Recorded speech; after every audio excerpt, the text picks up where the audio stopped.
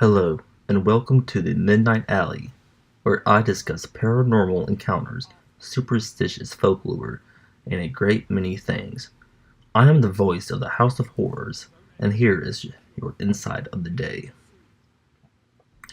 Most of us can easily recall being told scary stories as a child of a mysterious, creepy figure called the Bogeyman that hides in the closet or under the bed. During our formative years, any bump in the night was attributed to this ghoul that seemed to lurk around every corner. But what are the true origins of the boogeyman? Where did this universal tale come from? An early origin can be traced back to the word bugbear, which was once used to describe a goblin, scarecrow, bear mashup that hunted and ate small children. Almost every culture seems to have their own version of the creature with many different varieties of spelling, but one tie that binds is the use of the story behind it as a tool to scare children into behaving. One of the most interesting things about the widely spread notion of the boogeyman is that there's no firmly established notion of what it's supposed to look like.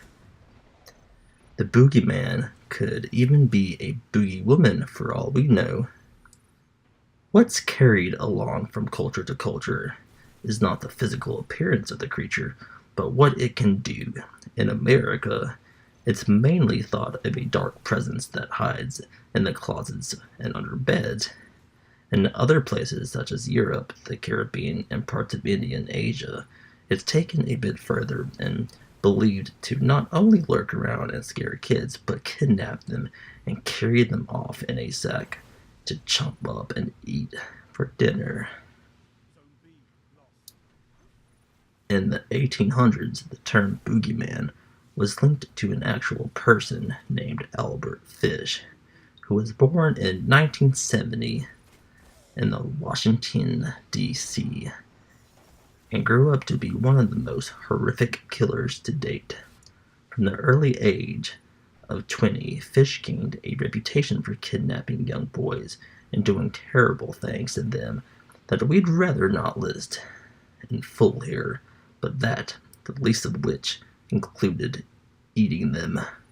When asked about his evil habits, he once replied with, "I never ate any roast turkey that tasted half as good."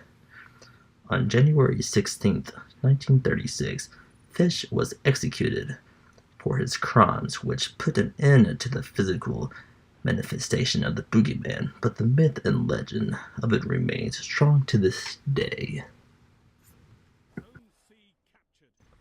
Thank you for listening to the Midnight Alley, where I discuss paranormal encounters, superstitious folklore, and a great many things. I am the voice of the House of Horrors, and here was your insight of the day.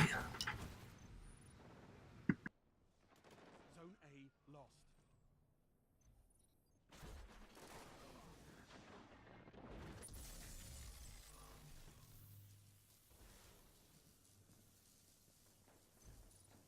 Enemy captured Zone A. You neutralized Zone B. You captured Zone B.